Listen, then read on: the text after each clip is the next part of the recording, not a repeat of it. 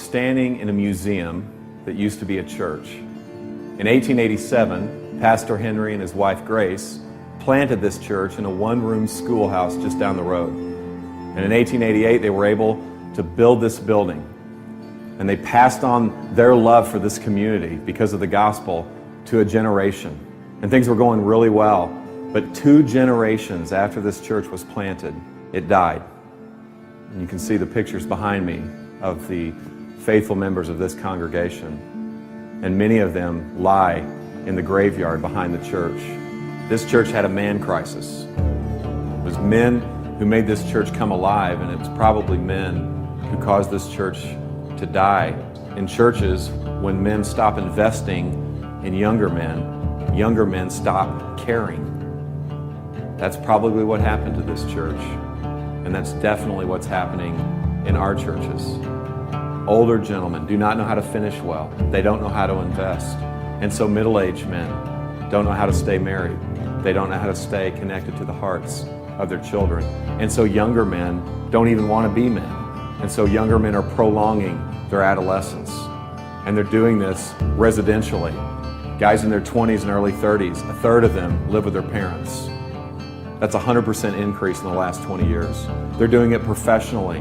Men 18 to 42 will change jobs 11 times. They're doing it recreationally. The average age of a video game user is 35 years old. And so when these men finally stop fondling the controller, they fondle themselves. Every second of every day, $3,000 is spent on pornography. Every second. We need better men, which means we need better pastors. We need pastors who are not boys, but are men. Pastors who are not trying to prolong their adolescence, but pastors who are trying to be the men that God has called them to be. They are qualified men in their character.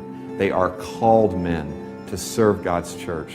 They are determined men. They are dependent men. They are tough men. They're able to take a punch.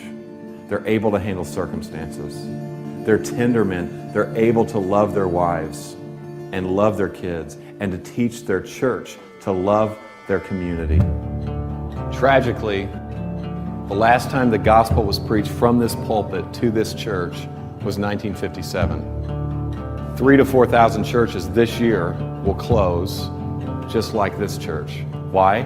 Because the story and the glory of the church becomes bigger than the story and glory of God. See, the men and women who planted this church, they actually believe this stuff.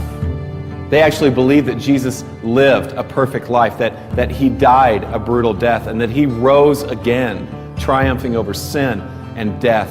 They believed it. And because they believed it happened, they believed it had implications on their life, that their sin could be forgiven, that they could have a new identity, and that they could be sent on mission with this God who is on mission.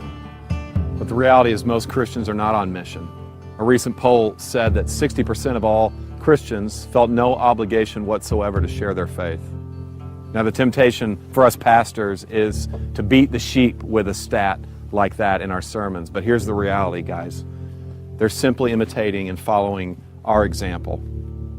We need a glimpse of the God who is on mission. My friend Dave was meeting with a consultant who asked him this question.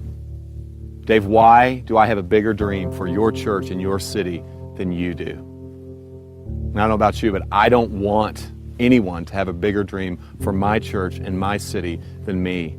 And I don't want to build a museum. I want to be a part of a movement.